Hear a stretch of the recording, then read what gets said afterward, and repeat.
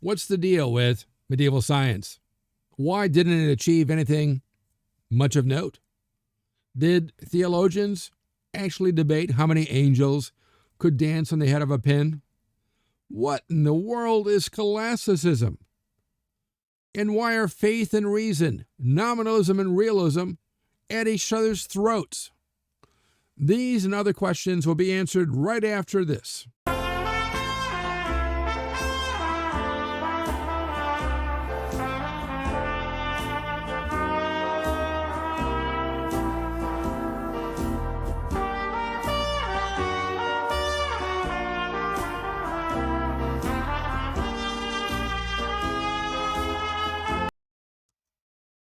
I'm Professor Jerome Arkenberg, and I have been teaching a wide variety of history courses at colleges across this country for the past 30 years. In this video, I'm going to tell you all about the limits on medieval science and scientific inquiry, why the conflict between faith and reason, what the heck is scholasticism, and what's the deal with nominalism versus realism, and how all this led to modern-day science. At the end, I'll have the wrap-up quote on this video.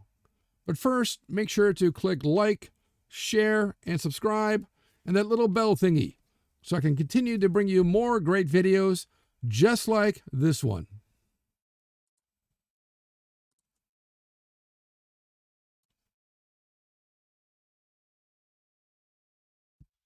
Medieval science had two critical limits.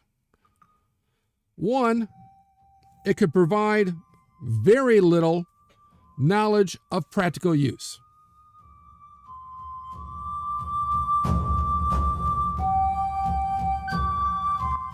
Secondly, it rested on assumptions inherited from the Greeks and Romans, especially Aristotle, Galen, Euclid, Archimedes, Vitruvius, and Claudius Ptolemaeus. Testing was impossible, in part because the means of testing was not understood, in part because the desire to test did not exist. This was science based solely on theory, not observation and experiment. Christian ideas, from Tertullian onwards, made things worse, as they held that as both faith and reason were gifts from God, they could never contradict each other. So the purpose of reason was solely to expound on faith, to explain and demonstrate revelation, not to discover new principles. As St. Augustine said, I believe that I may understand. So in other words, it's not I understand that I may believe, it's I believe that I may understand. This conflict between faith and reason revolved around the dispute between realist and nominalist about whether general concepts such as truth, justice, beauty, God, love, and evil exist as real things outside our minds, or exist only as abstractions in our minds to which we conveniently give names to easily express ourselves, and the role of reason therewith. 4. If these concepts do not exist outside our minds, faith alone could arrive at the theological knowledge revealed in Scripture, which would inevitably end in the separation of faith and reason, learning and revelation, theology and philosophy. That is, faith losing out to both reason and science. The main point of contention came to turn on the old question of universals. As there exist a multitude of objects, each seemingly unique, how do we use general terms for them, and what do they signify to our mind? That is, what makes us able to apply tree to widely varying species, while understanding both their generality and particularity. Same with table or chair or car. Plato, and much of this goes back to the Greek philosophers, starting with Socrates and Plato. Plato, back living between 429 and 347 BC, asserted that the term tree refers to a certain ideal tree, the tree, created by God, or maybe as he would call it, the gods, and thus unique, of which particular trees, the ones we see on the world, partake of the nature of the tree, but only imperfectly, as only the tree is real. Particular trees are only apparent. This was all due to the workings of a divine artisan, the demiurge, whose ideal universe is imperfectly copied as the material world in which we live. But since this material world, the one in which we live, is but a replica, it's like a bad digital copy, it can never be as internally incorporeal, intangible, insensible, and changeless as the ideal universe. These ideas are presented by Plato in the analogy of the cave, wherein the cave represents the world in which we live. Thinking what we sense is real. So the idea is, he says, you have humans in a cave, chained up, and the only thing they can see and comment on is these stick figurines which pass in front of a light casting shadows. Now, I usually teach my students this. Think of it as a cave can be difficult, but think of it as a movie theater. And people are chained, and in other words, that represents us, everybody who lives in this world. And the only thing that we see is the movies presented on the screen, when the movies, after all, are shadows. Shadows from the film presented through the giant, heavy light bulb onto the screen. It, of course, is not real.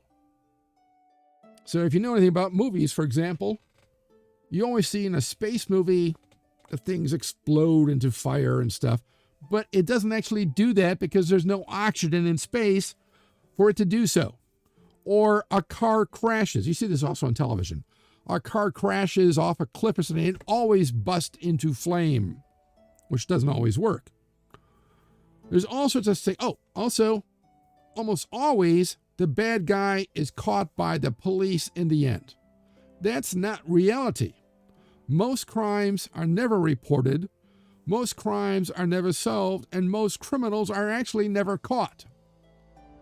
So what we're seeing on movies and television, and you see this a lot, especially with historical fiction, people tend to look at the Old West or America it used to be, or some ancient film or something, a film about the Romans, and they begin to think, because they don't know any better, that that represents reality, but it isn't. It doesn't represent reality. So the idea is, according to Plato, if somehow someone could slip the chains of our senses, again, our senses trap us. Remember, dogs and animals can hear sounds we cannot. As you get older, you cannot hear certain sounds that young people can. And, of course, if you look at, say, any table, a chair, a wall, anything, according to our senses, it seems quite solid, but the physicists will tell you it is not. There's all these little atoms and molecules and little particles within the atoms. There's actually a lot of empty space. It's just that our senses don't pick up on it. But if we could somehow escape the chains of our senses, we can escape the cave and see the true reality of the ideal. In this case, somebody is able to escape from the movie theater, gets off past the seat, somehow is able to lift his feet off the sticky floor, goes up the aisle into the lobby, sees, oh my God, there's a bathroom out there I could have used. Hey, there's popcorn. That's where the popcorn comes from. Passes outside and sees reality. that, for example, cars don't always explode when they get hit.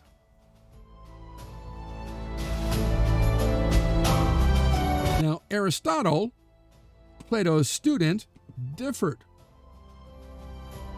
He said that anything with a proper name is a substance, which has its own peculiar essence, while anything with an adjectival class, an example, tree or cat, is a universal, a sort of thing, but not any particular thing, which could not be both, conforming to certain forms that shape and bound everything, which are the only things created, not matter itself, which was always with us.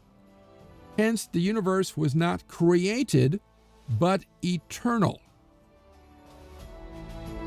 Aristotle's universe contains unchangeable natures, part of a regular cause and effect sequence, with a creator, which he calls the first cause, eternally actual, unchanging, substantial, and itself unmoved, who originates motion in being in all other things. A being of eternally pure thought and happiness, completely self-fulfilled, with no unrealized purposes, self-aware and known to all living things who are moved to action by their admiration and love for God, the final cause of all activity. So Aristotle's universe is set into motion by this first cause, and thence runs inevitably and unchangeably onward, with no room for miracles and no room for free will. Finally, Aristotle argued that the soul is the form or organizing principle of the body, the full actualization of the potentialities inherent in the matter of the individual, which means that the soul cannot have an independent existence, since form cannot exist independently of matter. So at death, the soul simply ceases to be, which means no afterlife, and hence no salvation. Now, between St. Augustine and the Papal Revolution of about 1050-1100, the Church had adopted the Platonic position that truth or reality consisted of a series of forms in the mind of the Creator, who of course is God. So what we see and know are but pale reflections of divine reality, with all our actions and our realities, quote unquote, simply bits and pieces of a transcendent whole, universalia ante rem, or realism, which place truth outside the grasp of reason alone, thus proving the necessity of a church led by a hierarchy of clergy under a pope as God's earthly representative. This was first challenged in the 11th century by Roscelin, who lived circa 1050 to 1122. And he stated that any universal is not a real thing, a res, but merely a name, a nomina, which has no existence outside the mind, which simply gives names to abstract ideas for ease of reference. This is a position which came to be called nominalism, or names. St. Anselm of Canterbury, who lived from 1033 to 1109, in response said, yes, it was possible for faith to use reason in order to better understand God, since abstractions do exist independently outside our minds. But without faith, one cannot understand God, just as the blind can never know light nor the deaf sound. So it is the business of reason to simply understand faith and God, as after all, faith, reason, and revelation all come from God. Peter Abelard, seen here with his young student, whom he tutored and fell in love with. They had his torrid affair. Abelard and Heloise, that's her name. Peter Abelard, who lived 1079 to 1142, whose work in logic profoundly influenced European education, argued that God intended man to use reason to both understand and discover new things. In other words, kind of the opposite of Tertullian and Augustine.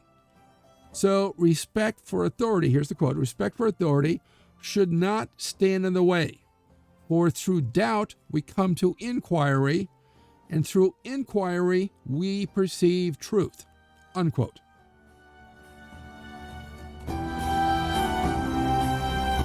As to universals, Abelard said that things resemble each other, and those resemblances give rise to universals, but resemblances between two things are not itself things. So just because one chair and another chair in a different style resemble each other doesn't mean that that is itself a thing. General concepts are not based in the nature of things, but simply confused images of many things. A conglomeration, you might say. Which means that universals are simply general images developed in the mind through extrapolation from particular impressions. Neither things nor terms, not necessarily real. And you can maybe see this when presented by a chair which doesn't look like a chair. Is that a stool? Is that a bench? You say, wait, that's a chair? So once you kind of understand, you learn these, of course, as an infant and a child. Chair, chair, chair, chair. It sticks in your mind. So that are neither things nor terms, not necessarily real. By the early 13th century, a great number of Greco-Roman philosophical manuscripts and Muslim commentaries on them were circulated through Western Europe, and a new movement arose seeking to reconcile faith and reason, which we call Scholasticism.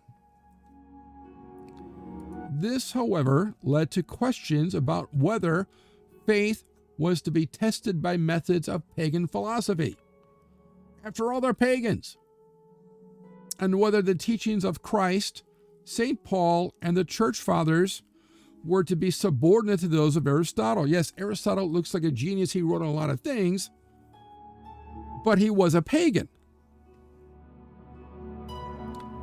Especially troubling were Aristotle's ideas on free will, soul, universe, divine omnipotence and omniscience, afterlife, and salvation, which clearly contradicted Christianity. But Aristotle's philosophy, especially his logic, was too attractive to ignore or suppress permanently. So the problem became how to put Aristotelianism to work for Christianity. And by the way, Judaism and Islam had the exact same problem.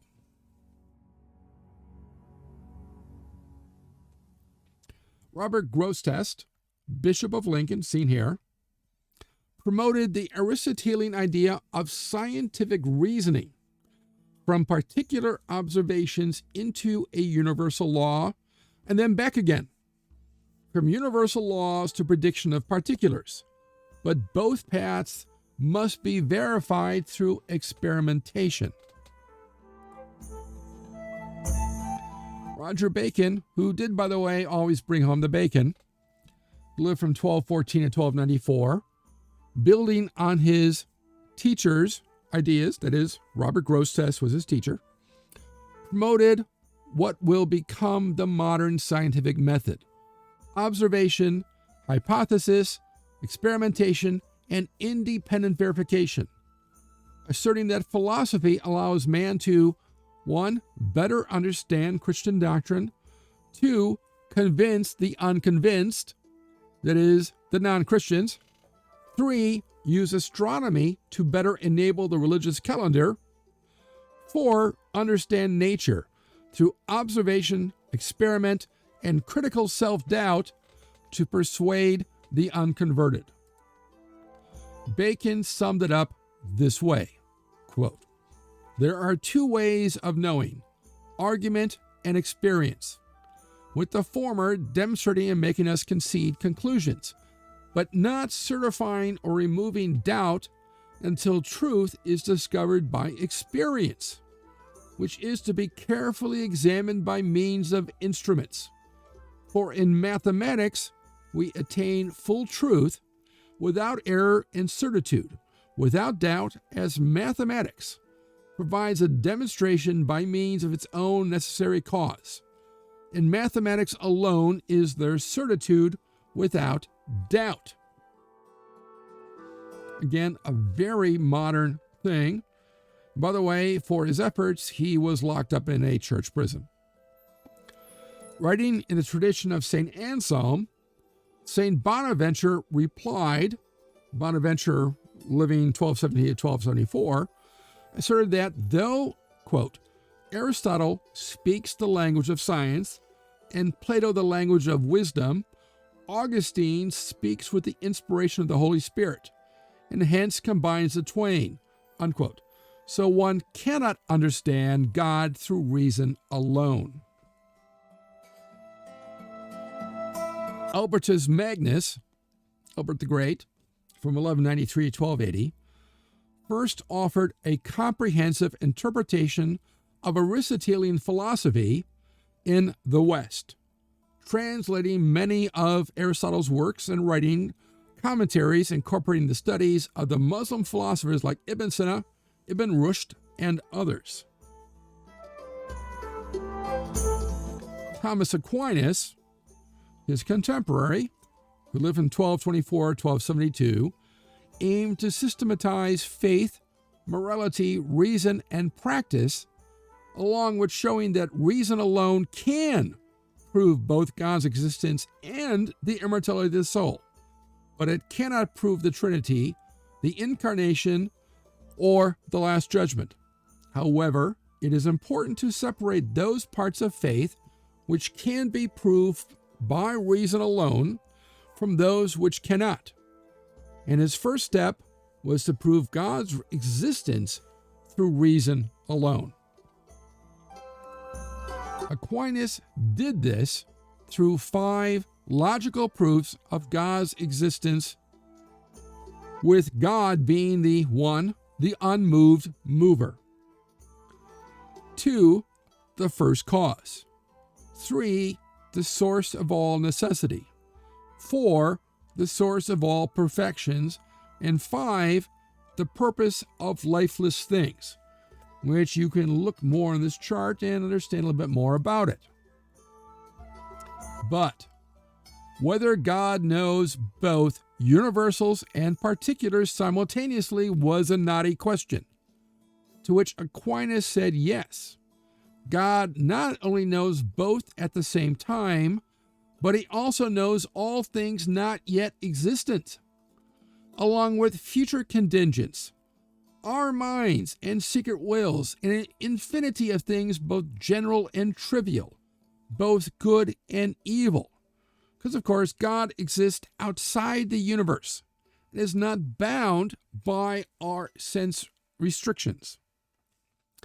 As Aquinas put it, quote, "Although the human mind cannot show us things made manifest by faith, it is nonetheless impossible that that which faith gives is contrary to that implanted in us by nature.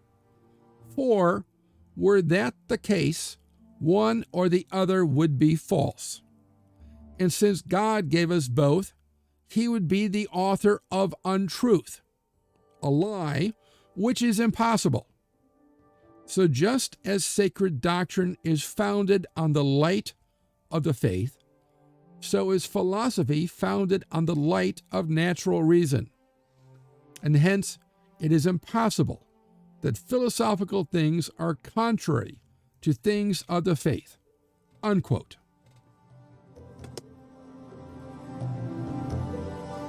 But faith and reason are not equals, as the former is to the latter, as faith is to reason, as complete to incomplete, perfect to imperfect. But reason illuminates faith, enabling its acceptance in skeptics. So Aquinas Christianized Aristotle and Aristotelianized Christianity.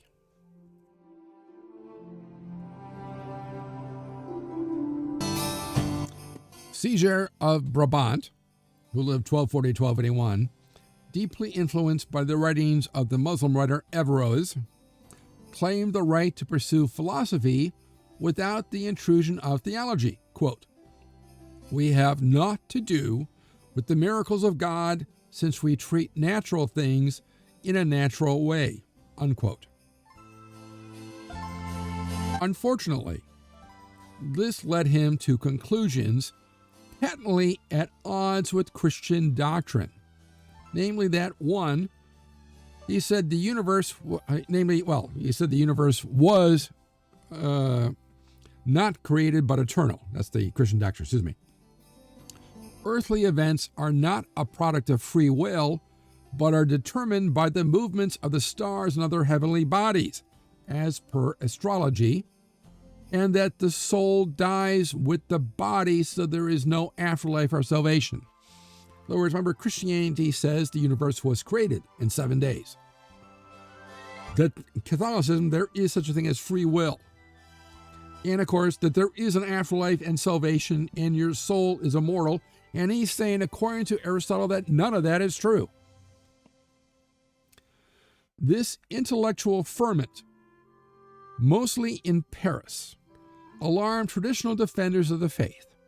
And in 1270, and we see it here, a conservative backlash led by the Bishop of Paris, Stephen of Orleans, banned a series of propositions which were not to be taught at the University of Paris.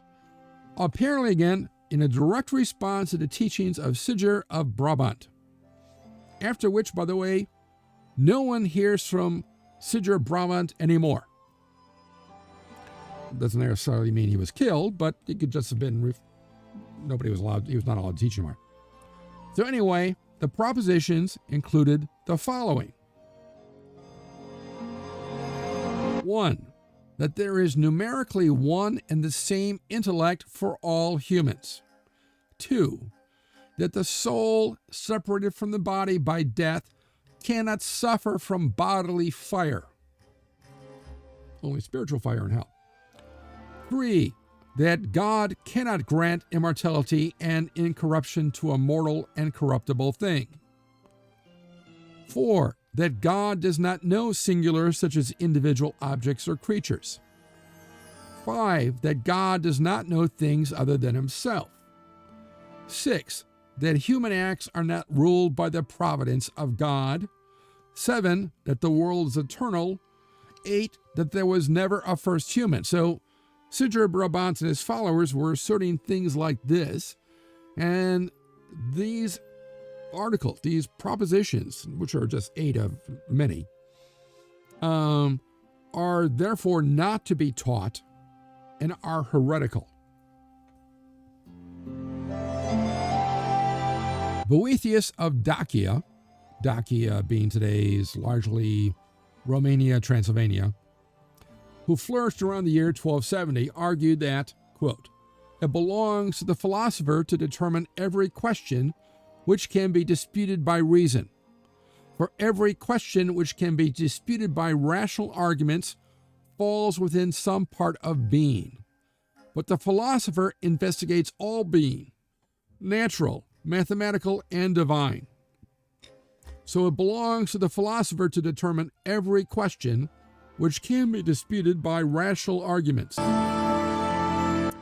So, as a result, in 1277, that same Bishop Stephen of Orleans, the Bishop of Paris, responding to these teachings, that of Boethius of Dacia, and also Thomas Aquinas, went further, banning 219 Aristotelian scholastic principles, that any who taught them would be excommunicated, as would any students who heard them, unless they reported it within a week. And that, most importantly, that one cannot believe anything proven in science which is also condemned in faith. In other words, that there cannot ever be any reconciliation between faith and reason, between faith and science. The net result of these condemnations, the condemnations of 1277, was that if Aristotle was wrong in matters of theology, then he might also be wrong in matters of philosophy, which is a position taken by Duns Scotus and William of Ockham. Duns Scotus lived 1266 to 1308, countered Aquinas, saying that reason can only say that there must be a first cause, not that God is the first cause, and for this, faith is required. So while some aspects of God can be knowable through studying nature and analogies drawn from the world of the senses, we can only know those aspects to which reason has some access.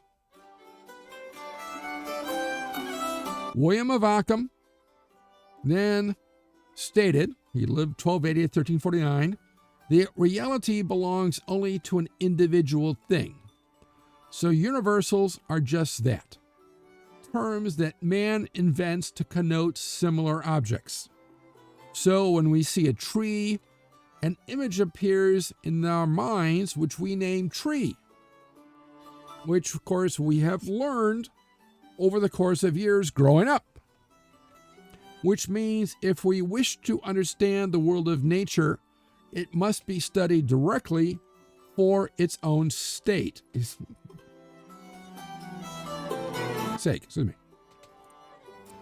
Since therefore universals exist only in our minds, not in reality, and only particular objects have reality, we cannot understand them through contemplation and meditation alone, but only through actual observation of and experimentation on individual objects, which became the foundation for Western empirical science.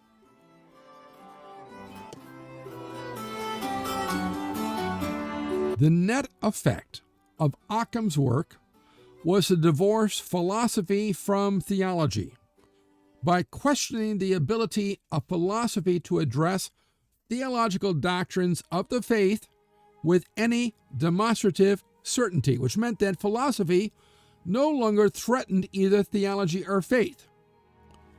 Ockham thus forced the two to acknowledge their methodological differences and accept different spheres of influence, which opened the door to an experimental science free of theological concerns. Of course, today nobody thinks of philosophy and theology have anything to do with each other, and that all stems from this long process of debate and evolution, ending with William of Ockham. So, medieval philosophers and theologians prepared the ground and paved the way for the scientific revolution, which of course you can learn more about in my video on the scientific revolution.